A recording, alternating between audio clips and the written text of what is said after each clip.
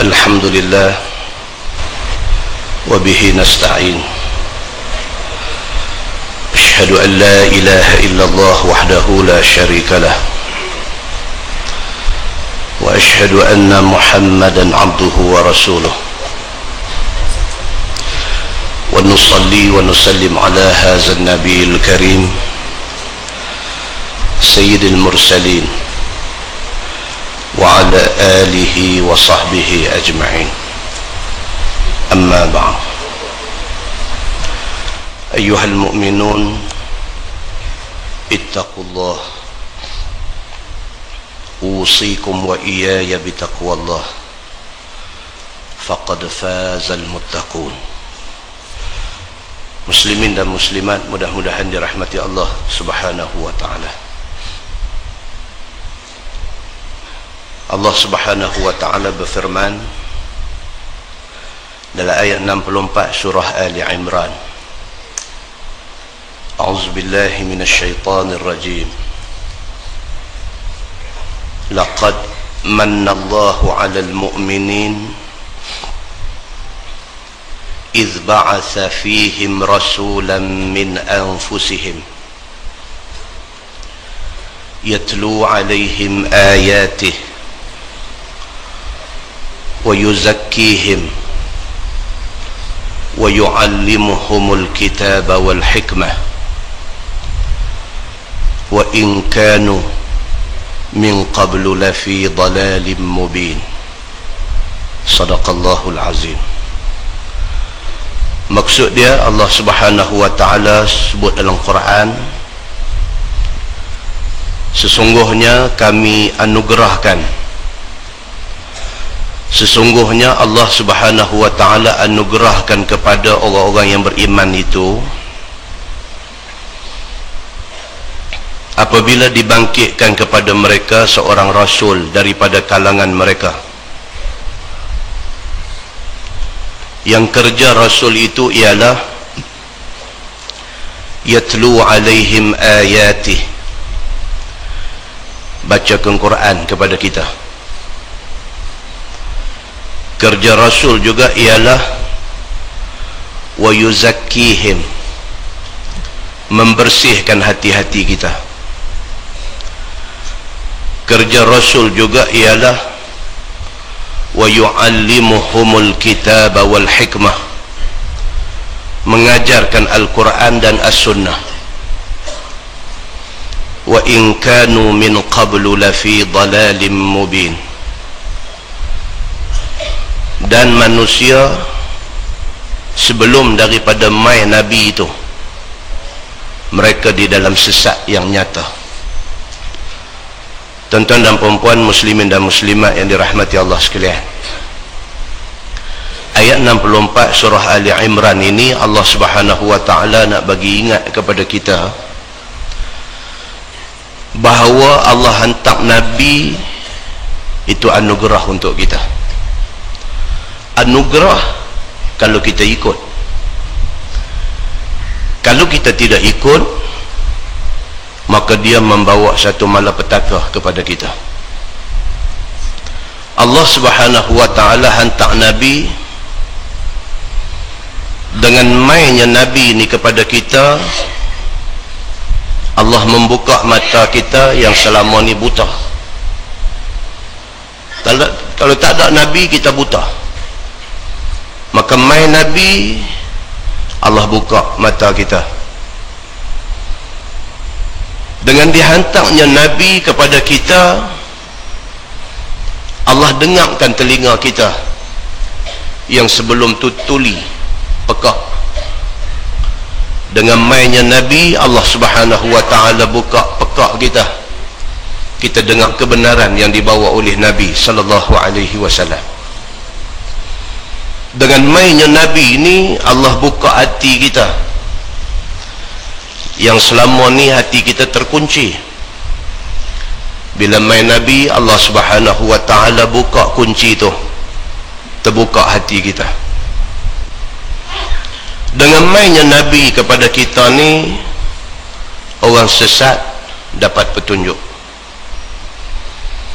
Dengan mainnya Nabi kepada kita ni, orang lemah jadi kuat.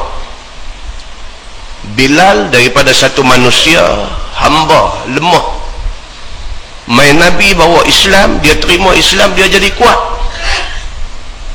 Bukan sahaja kuat Bilal ini kuat atas dunia, kuat dia di sisi Allah Subhanahu wa ta'ala di akhirat esok. Dengan mainnya Nabi kepada kita ni, manusia yang berpecah belah, bergaduh, bermusuh, jadi bersatu atas nama Allah Subhanahu wa ta'ala. Semua ni berlaku adalah dengan petunjuk daripada Allah Subhanahu wa ta'ala. Yang petunjuk itu Allah buat mai kepada kita dalam Quran, dalam hadis Nabi sallallahu alaihi wasallam. Itu sebab Nabi kata fa inna asdaqal hadis kitabullah. Nabi kata sesungguhnya sebenar-benar berita itu ialah Al-Quran. Maknanya hari ni kalau Quran mai dekat kita, itu asdaqal hadis. Tak boleh siapa mengaji tinggi mana pun, tak boleh siapa tolak Quran, kata Quran tak betul. Nabi kata wa khairal hadi hadiyu Muhammadin sallallahu alaihi wasallam. Dan sebaik-baik petunjuk itu ialah petunjuk Muhammad sallallahu alaihi wasallam. Berdiri di atas dua kekuatan ini, Quran dengan hadis Nabi, maka Islam akan berjalan di atas landasan yang betul. Kita tolak dua benda ni, kita tolak Quran, kita tolak hadis, kita sesat. Dia macam tu aja. Dan dalam nak menerima Quran, dalam nak menerima hadis, dalam nak menerima petunjuk Nabi sallallahu alaihi wasallam ini, kita kena ikhlas. Niat kita kena betul.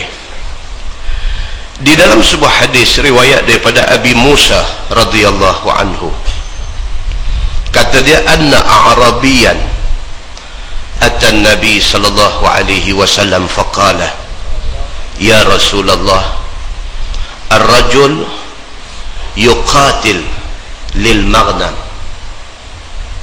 war-rajul yuqatil liyudhkar war-rajul yuqatil liyura makanuh.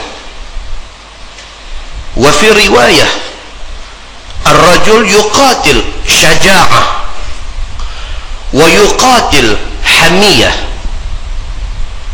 Wa fi riwayah ar-rajul yuqatil ghadaban faman fi sabilillah.